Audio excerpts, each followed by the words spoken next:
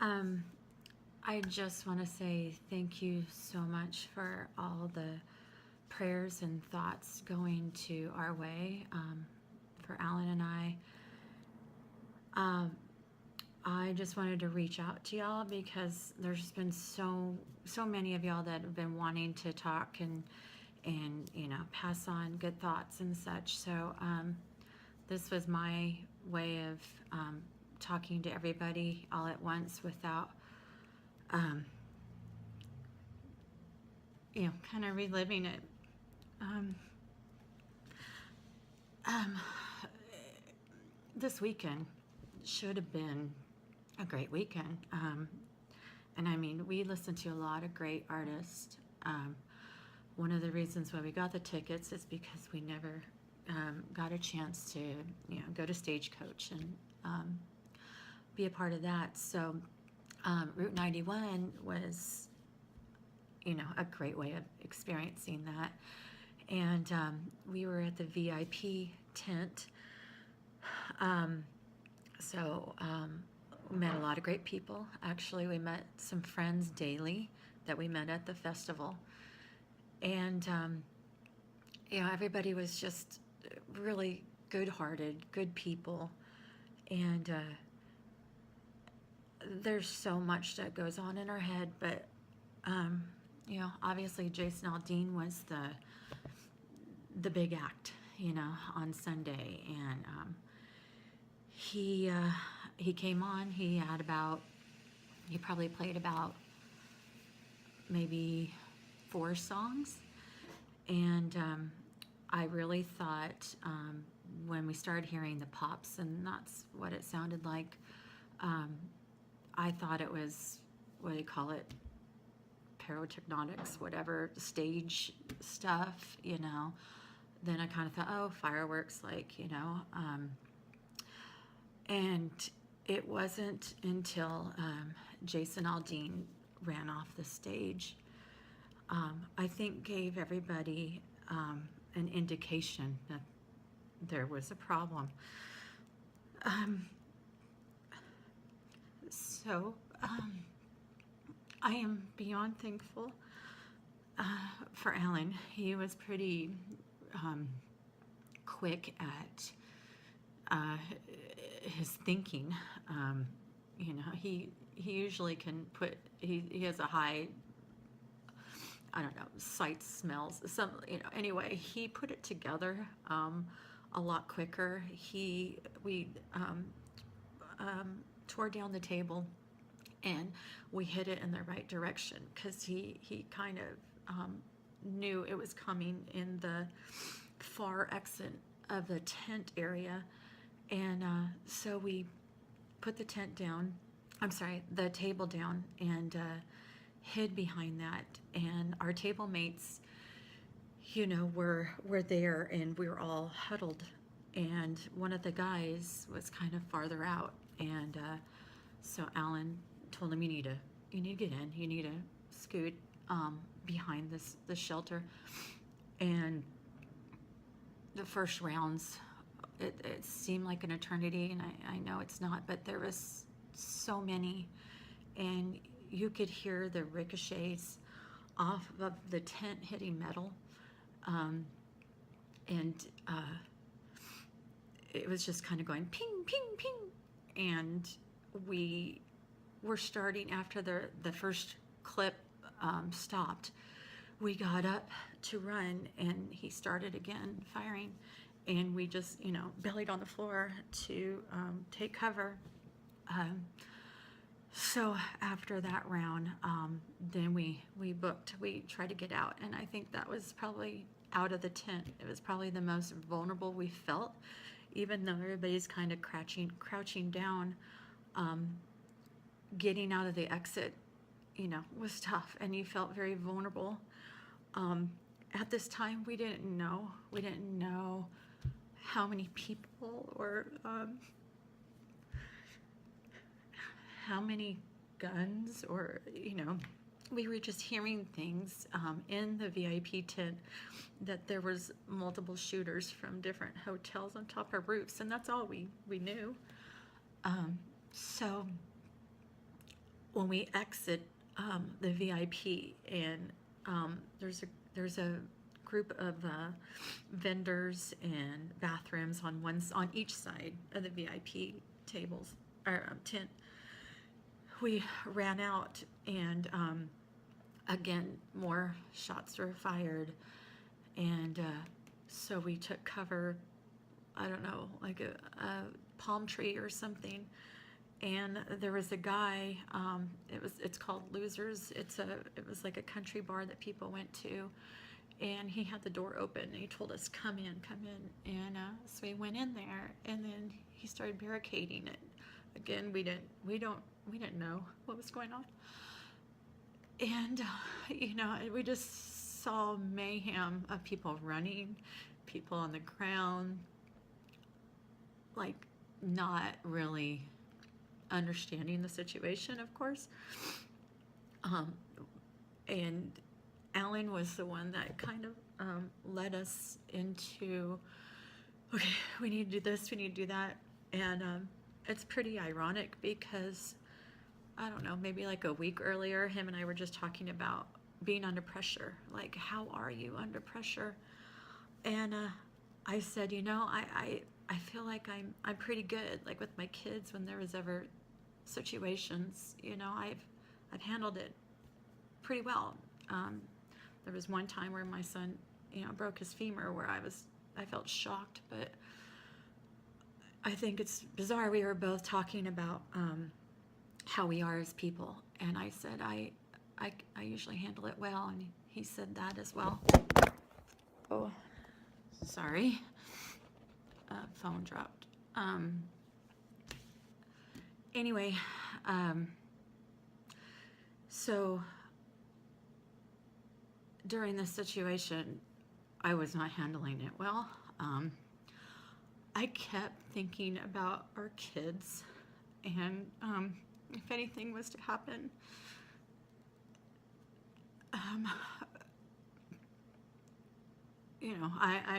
I was just losing it, and I was trying to breathe and holding it together. And when we were in the Losers Bar, there was another couple, and we were huddled together, and I do remember just praying out loud, and the only thing that came to mind was our Father. And so that's what I prayed, and her and I were, just holding on tight. Our table mates in the VIP room, I don't know what happened to them, because, like, again, we ran out. So when there was a lull after the shots stopped, we ran out again, and it happened again. It's like it feels like it never stopped, and we duck under some barrier, and again, we're with some random couple. She's losing it like I'm losing it. We're just crying and can't understand. And from that point on, we just kept ducking and running and ducking and running. And, I've just seen, people, bloody heads. I'm thankful, I guess. We weren't in the general area, which a lot of the casualties were. Even though I was really close, probably an hour before that, I went down the general looking at different merchandise areas. I wanted to get this hat for him, and they were sold out, blah, blah, blah. And then when Jason Aldean came, like I said, there's other restrooms and vendors down below on VIP. And I remember mentioning to Alan, I want to go down there because I could be closer to the stage to see Jason Aldean. And then we got to talking with this other, two couples, and I never went down there like I was going to. That's, one blessing for me. One of the couple's wives, she was down there, and they were kind of squabbling. And I said, tell her to come back up here. Tell her, tell her you miss her. And he's like, I don't know what to say. And I actually text on his phone, that I miss you, come back. And so she did. She did. I don't know, under an hour, maybe half hour before all of the mayhem started. So I'm thankful for that.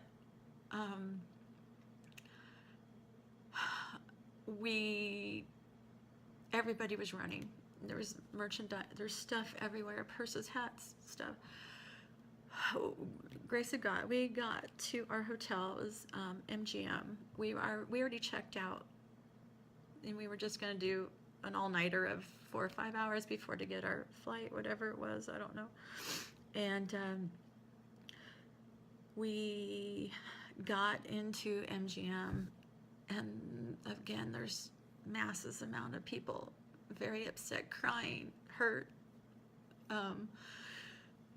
I don't know what happened there, but the whole lobby, I remember turning, and the whole lobby started running and screaming again. And I'm thinking, my God, there's more. There's more people, more shooters. I don't know. We all started running. We went in baggage claim area. Again, we ducked. Again, another couple, and she was kind of pushed out and not safe, and Alan grabbed her legs to hide her, and he told this couple, that's a concrete wall, run, we'll be right behind you. And that's what we did. There was tons of people in this underground MGM hallway, I guess. And I don't know how long it was. It was a long time that we were there. During that time, Alan spotted our bags at baggage claim. There was a phone left on the ground, and he picked it up. And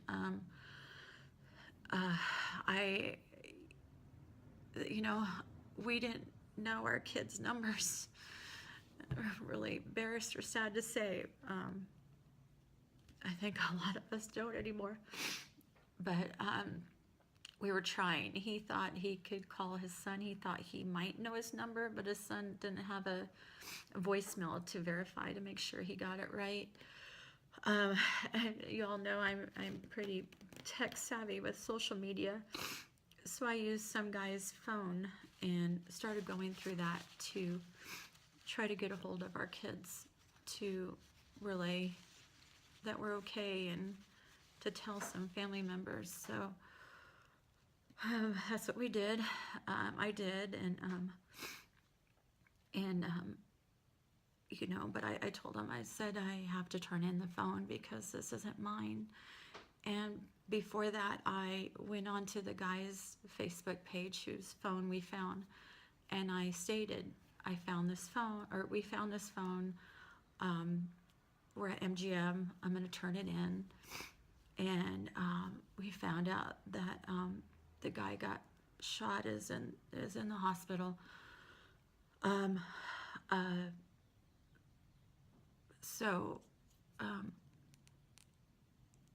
don't know. I turned it in to MGM.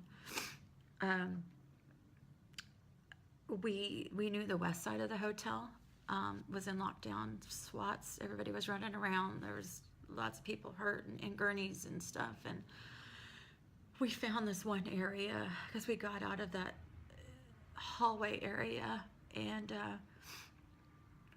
we had to use the restroom, went to the restroom, and then found this one little area just to sit and just try to piece it together somehow. We found out the west side of the MGM, and y'all know how large MGM is. We decided to go in the opposite direction and try to see if we can get out to go to the airport. We had nowhere to go. We did hear the airport was closed, but we wanted out of there. And there was us and a few other couples that were in a parking structure. We're just walking. We're on the side road, and luckily a taxi came by, and we got into the taxi, and also our stuff, our cell phones, the bag that we had at the festival was left behind because of the mayhem. So, it's not like you can do Uber or anything, but the guy he was an angel. I mean, that took us to because they weren't letting people in. The guy just happened to live in that area, and he dropped us off at the airport, and the airport was closed. So we were there for 4 or 5 hours before they decided to open it again. And luckily we got on the flight. Alan and I are and have been just very,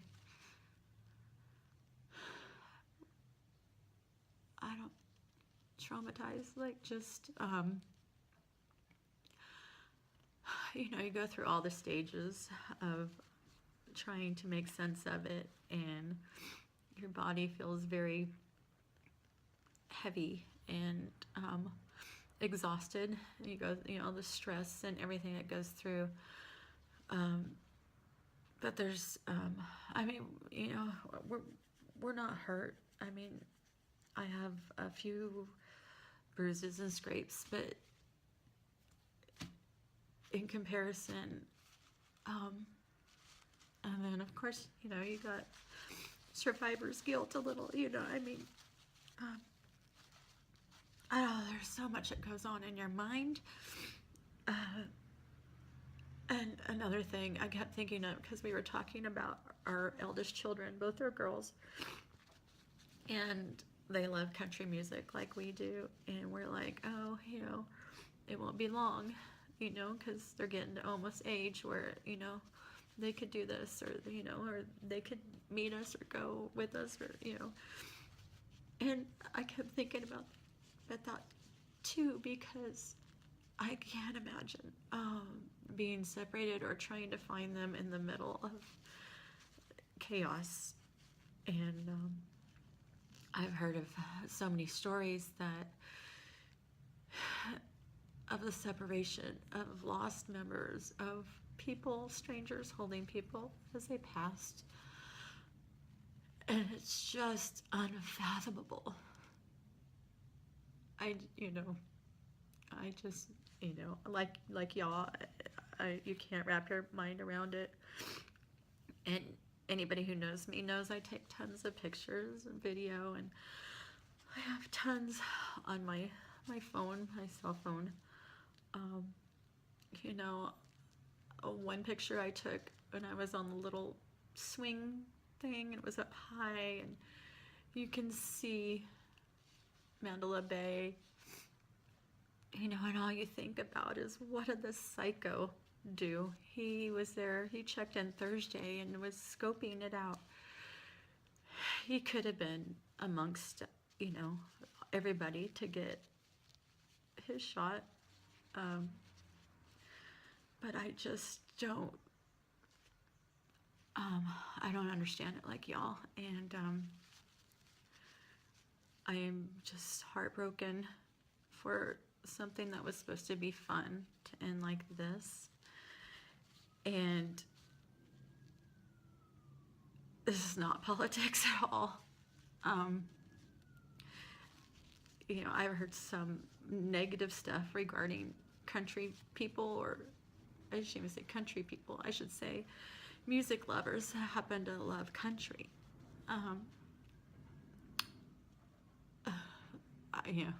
Y'all I'm sure have heard about the lady, the CBS executive. Complete bullshit. I've heard they even changed the prices this weekend because country western fans are rich. So they upped all their prices. I have seen multiple pictures of victims and in their blood and bloody hallways in the hotel or hospitals, and we all bleed the same. Um, so love each other, hug each other. You just never know. But we just want to say thank you for caring and for loving us and saying prayers. And I don't know if you've seen this, but we tried to give blood today. We waited over an hour, and we were turned down because they ran out of supplies, which is double-sided coin. We just felt very, what's the word? Like we really wanted to do it, being the situation of what we went through. And the girl next to us lost 2 family members. So it's very real. It's, if you can donate blood or anything like that, it's needed. Anyway, I know I'm rattling because I have a hard time thinking of rightness, but I just really wanted to say thank you for your prayers and your concern. And I'm sorry I can't reach out to anybody, but this is usually what happens. The memory's fresh. Bruzy, my youngest, was staying at a friend's house who heard about the situation, and her neighbor actually knocked on my door, and she's a therapist and a trauma specialist, and it's little things like that. Obviously, I haven't talked to her yet, but that, you're all our angels, whether you know it or not. And just smile at each other, hug each other, love each other, and I just want to say thank you.